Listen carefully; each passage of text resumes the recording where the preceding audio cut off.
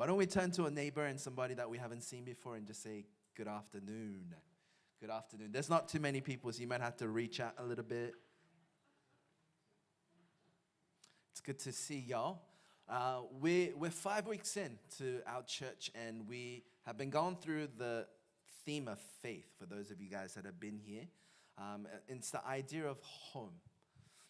Faith connected to the idea of home. That on this earth, as we're traveling to our eternal home, there's a huge gap. There's a felt experience and a tension in the middle part. We know where we're going as believers in Jesus. We know that we're going to eternal life. But from the moment of salvation, we're living in tension. We're living in the already but not yet tension. Already we're children. We have all the things that have been given to us in Jesus Christ, but not yet in the sense that we have not seen the full fulfillment of that in our lives just yet. And so this idea of home, what does it mean to live in tension? What does it mean to live in the not yet moments with an already type of faith? This is kind of the theme that we're going to run until the end of the month, and then we're going to go into an Advent series and then go into the new year, start the new year in Mark. And so that's kind of the general outlook of the next few months. But today, we're continuing on with the Hebrews passages. We've been going through Hebrews. And, all throughout the Hebrews that we've been talking about men and women of faith. And all the men and women of faith, they lived with a sense, there's a common theme among all of them, and they lived with a sense of a purpose for something higher, something greater. They didn't just live with an internal assurance of God, they also lived with an outward response of that internal conviction. So not only did they have the direction of their lives set very clearly, they also lived out and they built their lives with intentionality. And so Christianity, our faith, is more than just a label of confession. It's more than just a label of our religion. It's the direction and the outflow and the response of our life. And so we have to think about, what are these examples of men and women of faith that we see before us? Maybe not just even in Hebrews. I talked about the analogy of Moravians, and these Moravians that were so sold out for the Great Commission that they sold themselves to slavery so that they could reach the West Indies. They sold themselves to ships that were carrying slaves to that island. Or maybe things like, we have a lot of greats, right? Like a lot of missionaries, guys that, especially in the Western world, that we look up to in the modern mission movement. Guys like Jim Elliot gave his life in Ecuador to a tribe that was very hostile, but he still gave his life. Even in Korea, there's a man named Robert Jermaine Thomas that gave his life giving Bibles. He came on shore in Korea and he was throwing out Chinese Bibles, and then he got killed while saying the name of Jesus. These are radical examples of faith. But what does it look like for us to live today in Seoul with this faith that's alive, that's active and alive? What does it look like for us as Christians to live for the Great Commission, to live with faith and conviction of the direction that God is leading us? Now, these radical examples seem so far away, but in our day-to-day, in our tension, in our jobs, in our situations and circumstances, what does it look like to live with faith? Because as kind of Riel said, we have active lives. Our lives are quite active. And just by it being active, we're not achieving the same result as people who live with a faith that's living and active. There's a quote that I want to share with you guys today, and it's a man named Gordon Smith, and he talks about calling, but he says, we are living with a crisis of the active life. The life of engagement with the world is for many, if not most, marked by a hectic, busy, and bewildering pace. We have a remarkable capacity to live overworked lives, caught up in hectic activity that has to be done. This is one of the sins of modernity and of life and work in urban, industrialized societies. In our disturbed passion to accomplish so much and to accomplish it as soon as possible, we have lost a sense of true leisure and also of what it means to be reflective and contemplative. Yet this frenetic, there's a little bit more, yet this frenetic, unfocused approach to life and work is but one side of the greater crisis of our day, a loss of meaning in our work, our relationships, and of our own identity. But for our own purposes here, it's especially about our work. This is according to Gordon Smith in his book. And he's saying we are busy more than ever. We're active more than ever.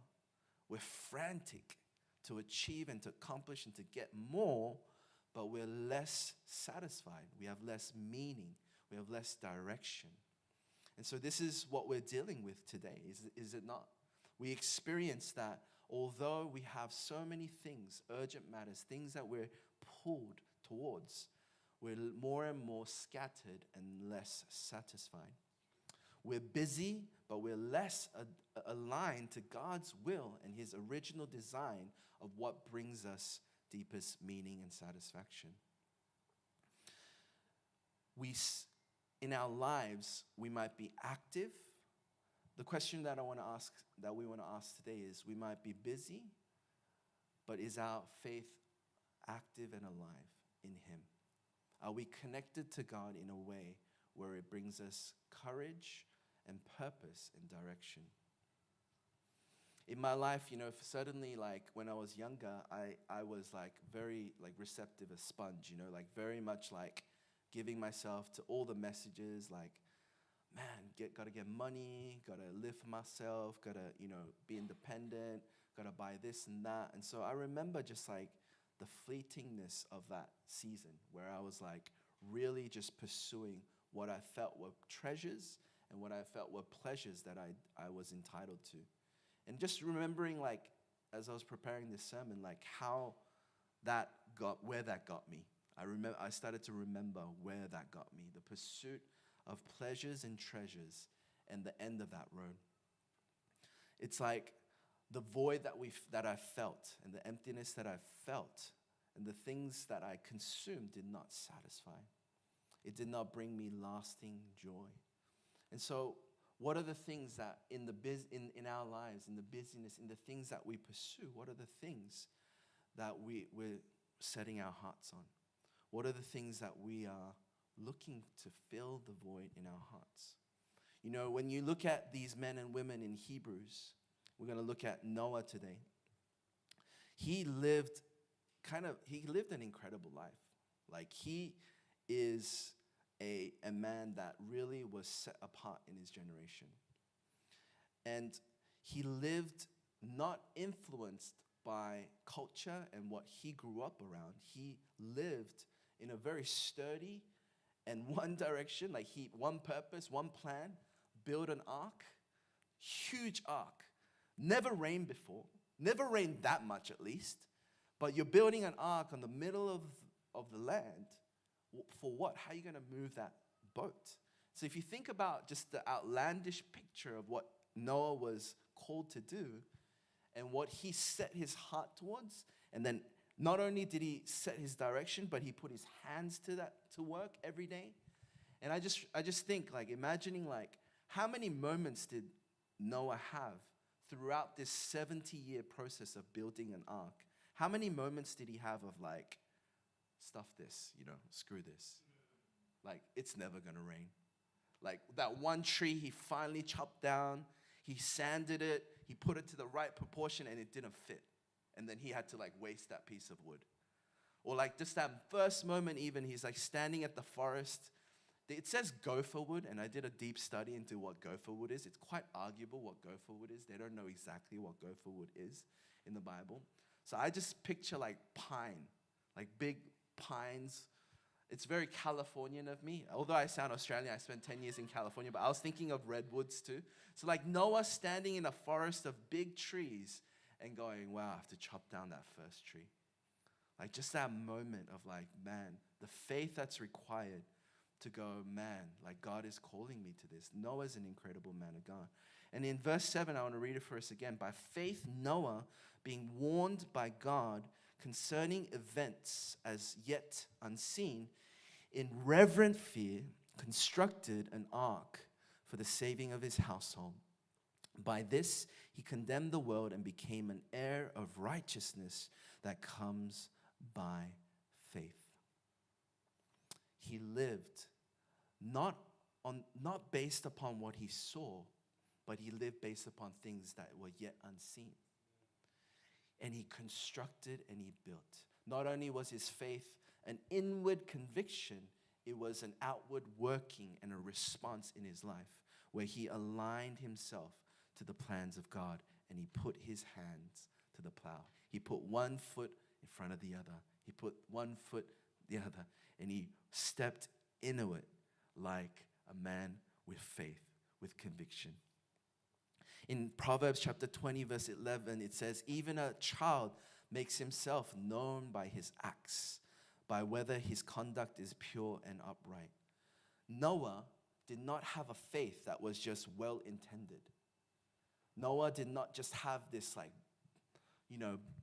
growing faith in his heart, but he lived his life just as a regular Joe Blow. I think his life, his faith, and what he set his heart on and the substance of his faith caused him to grow into that response and action. He grew because of what he set his eyes upon and what his plans upon. His life grew accordingly, and he was ultimately known by his acts. Like as it says in Proverbs, we're ultimately known not by our intentions, but what we actually live out. And Noah's faith, as he set his eyes on God, produced something in his life that was lasting. Not just an ark, but what does the ark represent? It was the vessel of salvation. Not for only his household. Not only was his household saved, but he continued on redemption history. God used him and his family and his obedience and his faith to continue on the salvation history all throughout. He saved the world through Noah's obedience and faith. In Genesis chapter 6, to get a bit of context into Noah's story a little bit more, in Genesis chapter 6, verse 5 to 8, it says, the Lord saw the wickedness of man was great in the earth, and that every intention of the thoughts of his heart was only evil continually. And the Lord regretted that he had made man on earth, and it grieved him to his heart. So the Lord said, I will blot out man, whom I have created from the face of the land, man and animals and creeping things and birds of the heavens, for I am sorry that I have made them. But Noah found favor in the eyes of the Lord. These are the generations of Noah. Noah was a righteous man, blameless in his generation, and Noah walked with God. When we look into the times of Noah and where he walked in a time where people were inclined toward evil. It says every inclination of their heart was toward evil. Every intention of their thoughts were on evil continually. And we might think evil as in like real rampant evil, but the definition of sin, it comes down, or evil comes from its root, sin. And from the fall and sin and separation from God, what happens is not evil immediately. What happened from the result of the fall was autonomy, living apart from God, living separate from God, living independent from God. I make my own decisions. I make my own choice, and I live my own life. So autonomy, and then idolatry. So I fill my heart and I stuff my heart with what I feel or what I believe will satisfy and fill that void inside of my heart. And so the result of the fall was autonomy and idolatry.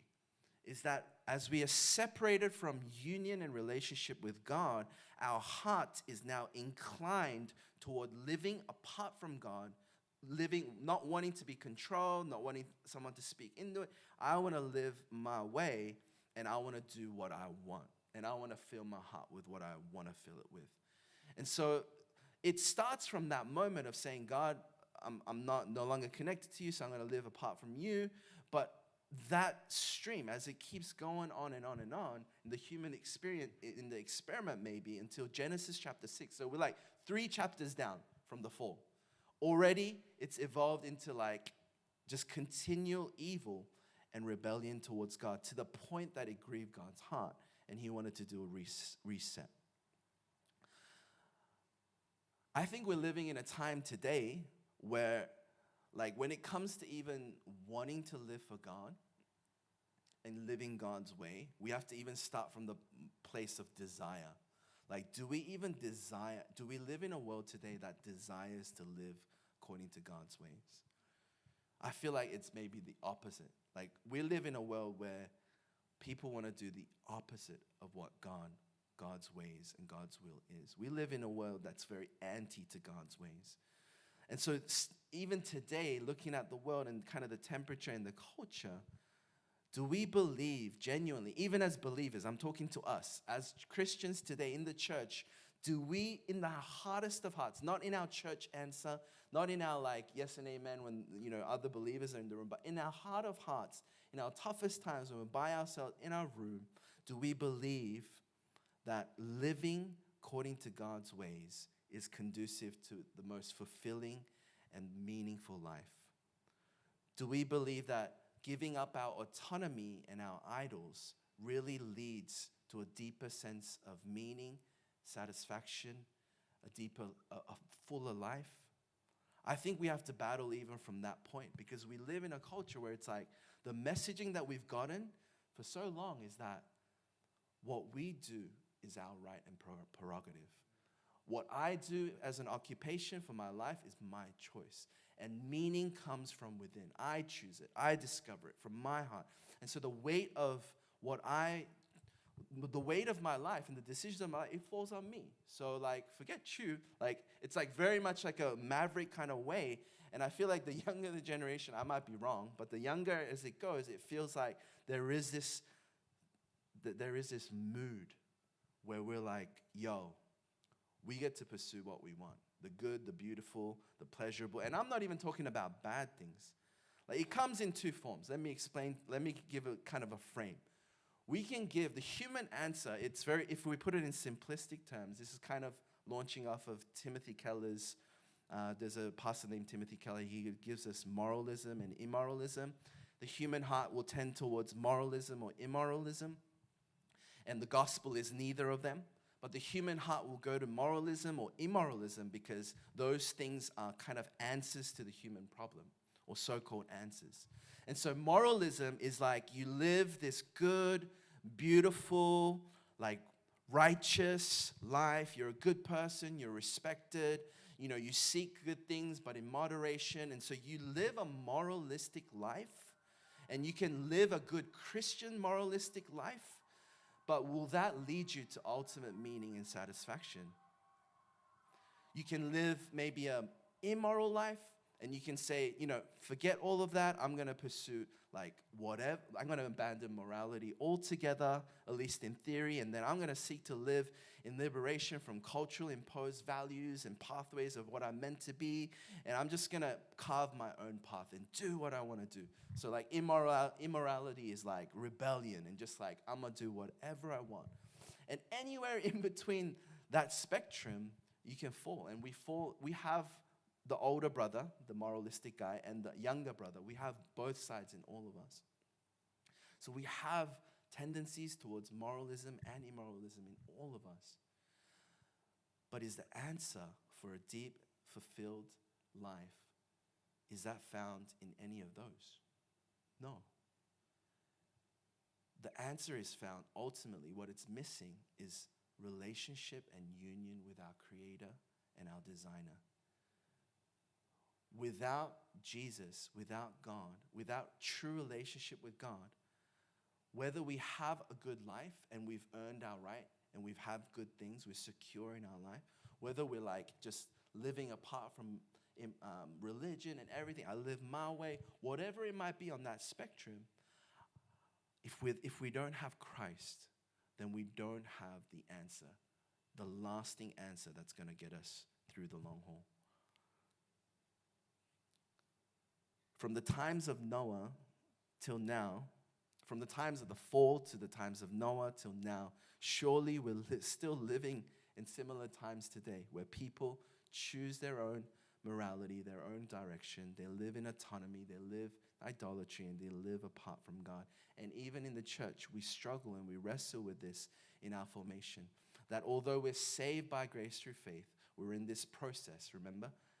Already, but not yet. We're in this process of walking with Jesus, walking with God, and we're figuring it out. We're wrestling as we're growing and conforming into his image. Noah was an exceptional man of faith and character because he was not influenced by his times. So hear me. Noah was incredible because he was not influenced by his times.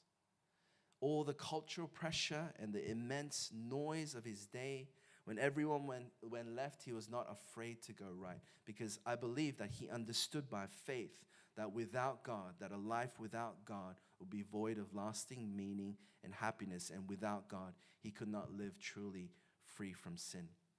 And so verse 7, by faith, Noah, being warned by God concerning events as yet unseen, in reverent fear, constructed an ark for the saving of his household. In Hebrews 11, verse 7. What set Noah apart was not only that he was willing to go the opposite direction of his culture, but that he had a posture of healthy fear and reverence for God. It was for this type of posture that he was commended. In reverent fear, he constructed an ark for the saving of his household. You know, in Proverbs chapter 1, verse 7, I think we know this quite well, but the fear of the Lord is the beginning of knowledge, but fools despise wisdom and instruction. And so when we think of fear of God, we usually think of this passage, right? Where it's like, it's the beginning of knowledge. It's the beginning of wisdom. And so Noah, by God's grace, had this wisdom, and he built his life on the rock. And we think of Jesus when he was in Matthew chapter 7. He's like, there's a wise man that builds his house upon the rock. There's a foolish man that builds his house on the sand. And so by wisdom, by fear of God, Noah built his ark on rock. He built it knowing that God was God. See, fear of God is the beginning of knowledge because it connects us to the source of life by recognizing the person of God. And when we recognize the person of God, it allows everything else in our life to have perspective. We're able to order our life in the right view, in the right perspective, when we have the knowledge of God, that God is God and we're not. You know, if we don't have this knowledge and we live in a culture that does not consider God to be God, the burden and the weight is all on you. The yoke is on you. You have to figure it out on your own. It's your wisdom. It's your experiences. It's your heart. It's your philosophy. It's your way of life. You have to figure it out. And so this is good news. The fear of God sounds like bad news in our modern culture because we want to eradicate fear, right? Fear is not a good thing. Fear is weakness. But fear of God is a good thing. This is good news. To have the fear of God, it's good news. Why? Because the burden is no longer on you. You don't have to be God. You don't have to make meaning come out of your heart. You don't have to make the choice that is the silver bullet that leads the right direction. You can be wrong. God can lead you on a detour. God can lead you in a place unexpected. But if God is God, God is still there with me, and I am his child. There's peace in that.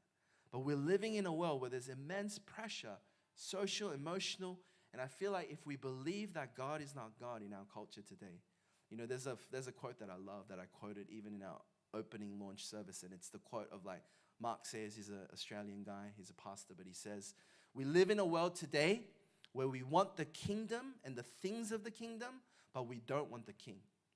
So we're living in a lawless time where we want all the benefits that come with success, good life, whatever, but we don't want anything to do with God. When it comes to fearing God, trusting in God, relating with God, walking with God, we're living in a world that's very anti that. Think about the person who wrote this in the Bible. Solomon wrote this Proverbs, right?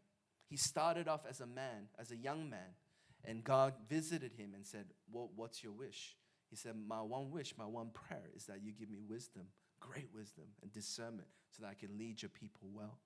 And so Solomon, in his wisdom, in his early days, by God's grace and favor and wisdom, he led Israel into unprecedented level success, peace, and prosperity. It was incredible times in Israel. Never has it gone to that peak. And so in the fear of God, Solomon led, and there was great fruit that came from it. But when he slowly started to let go of that, he started to see himself as wise in his own eyes. He gave himself to the treasures and pleasures of the world. And he did it. He chose it. He says in Ecclesiastes, I chose to give myself to these things to see how far I would go. And he did these things, and he eventually paid for it. He abandoned the posture that led him to becoming an effective leader and king and bringing immense blessings to the people of God. He eventually became disillusioned, disoriented, and he had an existential crisis written as captured in Ecclesiastes. And he came to his realization of the utter vanity of living life for these things. How fleeting it is to live for your own will, for your own plans, for your own pleasure. And in his darkest hour, in the final chapter of Ecclesiastes, chapter 12, this is his conclusion. Chapter 12, verse 13. The end of the matter, all has been heard. Fear God and keep his commandments, for this is the whole duty of man. There are unhealthy fears and fears that we should overcome. But there's a difference between overcoming fear of failure, fear of people, fear of unreasonable things like cockroaches, spiders, like fearing random things, but like just general fear. It's good to overcome it and step out of our comfort zones. But there's a difference between fearing those things to fearing the right thing or the right person, which is God. And the difference is that fearing God, a holy and awesome God, when we fear him and revere him and respect him and position him rightly, then it doesn't actually drive us from his presence, stay with me, but it actually drives us to his presence.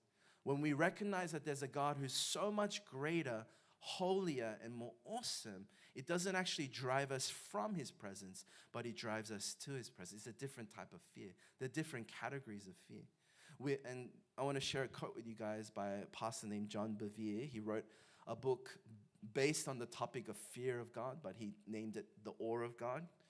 But he says, we are human and we will fear. But the fear of God is deeper, more beautiful, and more intimate than many dare imagine.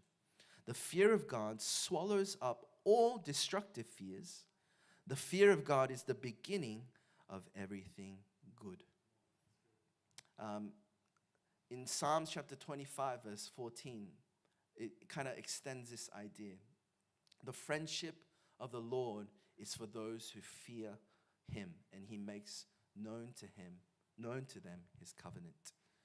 The fear of God, it's intimate in the sense that when we come into relationship with God, or when we posture our hearts in a way where we respect and fear him, it actually brings us into his covenant and into friendship with God. It eradicates other fears. The smaller fears begin to fade away because the fear of God leads me into relationship, into his presence. You know, there was a random mission trip that we went to in the outbacks of Australia. It was on the west coast, and Sydney's on the east coast, so we went to the west coast. And then we were just in this Aborigine indigenous community, and it was middle of nowhere. It was dark. There was rats. There was stuff, right? And it's when darkness kind of hits in certain areas, rural areas, have you ever felt this before? When the sun goes down, you just feel an eerie sense. You guys know what I'm talking about. You feel like something about to go down during the night. You know what I mean? You're not alone in the woods. I don't know how to explain it, but it's just this feeling. And it was maybe it was one of those one person's fear went on to somebody else. But I honestly wasn't that afraid. But I felt like the ladies on our team were afraid. But sure enough, when it came nighttime, everyone was scared. There was a fear in the whole room. And so when we came together as a group and we just opened the Bible and we prayed together, we actually read this passage. We said, God, let us fear you so that these fears would fade away. God, let us remember how big you are. Let us remember how awesome you are. Let us remember how powerful you are. Let us remember you so that in your presence, all of these fears will be eradicated and moved away. And sure enough, as we were praying and we're like worshiping, and then just the presence of God filled that room, and we felt no fear. The fear literally ran away. The friendship with God is for those who fear him. We come into relationship. We come into proper relationship. I think this is something that we kind of have a knee-jerk reaction to in the Western world. We kind of more desire God to be the loving God, the gracious God, and he is. But I think intention with he's also a fearful, he's an awesome God. He is a God that is to be revered and respected and even feared. And so friendship with God in its full dynamic, in its growing dynamic, is to approach God in this type of posture. In Ecclesiastes chapter 5, verse 1, it says, God, this is Solomon again, but he says, guard your steps when you go to the house of God.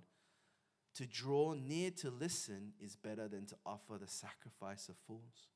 For they do not know that what they're doing is evil. Do not be rash. Be not rash with your mouth, nor let your heart be hasty to utter a word before God. For God is in heaven, and you are on earth. Therefore, let your words be few. So there's this element of do we guard our steps, our words? And I think Ecclesiastes could be it's a wisdom literature. So this is not like law, but it does give us insight into maybe another dynamic. Because I think even upon my reflection of how I approach God, it's often in his grace. And this is true, this is right. For people in the new covenant, we can come and approach God with confidence in his mercy and his love for us. But as I was just meditating on this passage, how many times do we come to his presence and guard our steps? How many times do we draw near to listen rather than to speak and present our requests? How many times have we slowed our heart to not be hasty to utter a word before God, and to just know that he is God in heaven and I'm on earth, and to posture myself in his presence and to sit there and not to say a word? I don't know, for me, it's so easy to switch into God, God, God, God, God, and that's totally fine. To relate with God in that way is totally fine, because as children, we can come freely to God. But today, when we look at Noah's life, what set him apart was that he was able to live with such sobriety and discernment of his times, and he lived with this quality that was recorded by the Hebrews writer, that he constructed the ark in reverent fear. And so how are we posturing our lives today? I want us to just reflect on that today. Do you assume what is good? Do you assume what is good and what you should live, and do you just kind of go with it because everyone else is kind of going with it? Are you coasting? Are you just kind of going with what feels appropriate? Just kind of I'll just kind of figure it out as I go. When it comes to even your faith with God, are you coasting? And I want to invite us today, when we examine the life of Noah, he postured his life before God with reverent fear, with respect. He came before God. He submitted himself under God and said, God, you are God and I'm not. What are your plans? What are your will? What is your will? I want to live my life according to your will, and to sit in that and to wait on that. I think we're living in a world where we can be easy to be rash. It can be easy to just assume. It's easy for us to just come into the temperature and the mood of all right, it's my right and prerogative to choose what I want to do. And I'm not saying that's wrong to condemn you. But what if by assuming and just coasting, we're missing out on aligning ourselves to God's plan and will for our lives in such a way where we feel this type of faith this synergy that comes with faith, living our lives by faith. Noah lived in such a way, when I say synergy, he walked with God. What if we walk with God in our generation, in our culture, by saying, God, I want to align myself so fully to your will so that I may live my life in a way that not just believes in my heart, but really outflow. The response of my life is aligned to that desire to live my life of faith.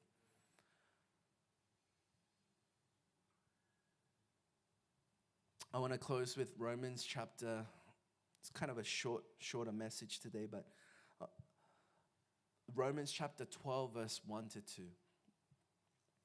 I appeal to you, therefore, brothers, by the mercies of God, to present your bodies as a living sacrifice, holy and acceptable to God, which is your spiritual worship. Do not be conformed to this world, but be transformed by the renewal of your mind, that by testing you may discern what is the will of God, what is good and acceptable and perfect. Noah, I believe, gives us a really good picture of what a living sacrifice is. His life was aligned and ordered in such a way where he recognized who God was and what sort of mission and plan God placed in his life. I can imagine Noah being open, surrendered. I can imagine him being not open and surrendered and coming back into the process again and again. I can imagine him holding on to his plans and then surrendering them and going, okay, I got to work on the ark. I could see him, and he could have wrestled with the ridicule and the temptation to choose the easier path and just ignore what God had said, justify it, rationalize it. But he presented himself, in light of God's mercy, he presented himself as a living sacrifice, his body. And it was an act of worship to God. And through this process, through responding to God's will in his life, probably didn't all happen at once. It was probably a process. Probably wasn't easy. But through that process, Noah became transformed. As he chose not to be conformed to the ways of the world, but through renewing his mind each day and presenting himself and offering open-handed rather than clasping, no, this is what I need. This is what I got to get. This is where I got to go. No, I'm going to go. And we're working, instead of being so straining towards what I want, he's surrendered, he's presenting, he's opening, he's offering. He's saying, God, I'm laying it down. And after 1 million laydowns, this living sacrifice to God, I imagine 70 years, man. He's building the ark. He's being transformed through that process. And through that, in our passage today, it says, but that by testing, you may discern what is the will of God, what is good, acceptable, and perfect. It's through process that our discernment begins to grow for his will. There are certain men and women that have been recorded in the Bible as having great faith, that were commended for their faith. Noah was commended for his reverent fear and his alignment to God's will, and not just his faith in God, but his lived out faith that propelled him to build this ark. And because of his obedience and faith, his family was saved, and the redemption history continued through his life and obedience. And through Hebrews, we see insight into how he lived his life for God. And I want to invite us here in this room today, as we're living in different parts. We have different roles and responsibilities. We're in schools, we're working. How is God inviting you into his process? What is he inviting you to offer up to him today? I want to invite the worship team up. And what does it mean? Maybe just starting small. What does it mean in this moment today, right now, to open myself, to present myself as a living sacrifice to God? God, in light of your love and your grace in my life, I'm opening my heart to you. I'm opening just my heart, my being. Not to do anything and to knee-jerk into God. What can I fix? No, but just my heart. God, I'm here. And what are the things that are coming up for you in your heart as you just present yourself to God as a living sacrifice here today? Let's